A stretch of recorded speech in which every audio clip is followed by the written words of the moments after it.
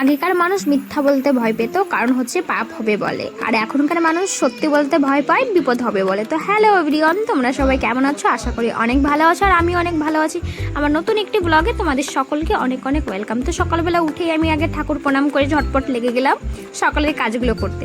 তো গাছে এত সুন্দর আম পড়েছিল, তো ভাবলাম তোমাদের সঙ্গে একটু শেয়ার করি। আমাদের একটাই বড় একটা আম গাছ, সেটাই অনেকগুলো আম দিয়ে দিই, কিন্তু এবার দুঃখিত, এবার সব ঝড়ে আমগুলো পড়ে গেছে। তো গিয়ে আমি আগে তাড়াতাড়ি নিজের উঠোনটা আগে ঝাড় দিয়ে নিলাম। উঠোনটা ঝাড় দিয়েই আমি চলে গেলাম ঘর ঝাড় দিতে, কারণ আমাদের ঘরটা অতটাও ভালো নয়, কারণ আমরা গরিব। তো যেটাই আছে সেটাতেই আমি অনেক শান্তিতে আছি, ভালো আছি।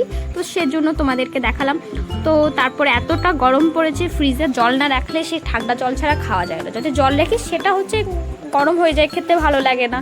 তো তারপরে গিয়ে কালকেকার আমি আবার ফ্রিজে প্রতিদিন মাছ রেখে দিই, কারণ হচ্ছে সকালবেলা অত সকালে উঠে বরকে যদি বলি যেতে বাজারে, বর যায় না। তো এখনই আমি কালকেকার মাছ, কিছু ছোটো ছোটো মাছ কেটে রেখেছিলাম, সেটা আমি ভাজি করে নিলাম, আর এদের রান্নার জোগাড় যন্ত্র হয়ে গেছে।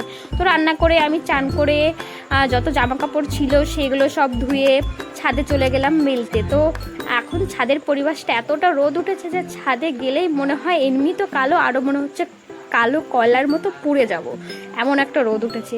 তো সব জামা কাপড় আমি আগে মেলে নিয়ে আছি আর চলে গেলাম। এখন আমি একটু নিজে সাজুগুজু করতে, সাজুগুজু বলতেই আমাদের আর কি ওই একটু সাজুগুজু করতে বসে গেলাম। সাজুগুজু বলতে কেমন হয়, ওই একটু ক্রিম মাখবো, একটু সিঁদুর নিব, এটাই হচ্ছে সাজুগুজু। আর এমন গরম পড়েছে যে যাই নাও ঘেমে একদম মানে কি বলবো, আর এরকম অবস্থা হয়ে যায়। তো তাড়াতাড়ি গিয়ে আমি পুজো করে খেতে বসে পড়লাম। তো ব্লগটা এখানে শেষ করছি, আশা করি অনেক ভালো লাগবে।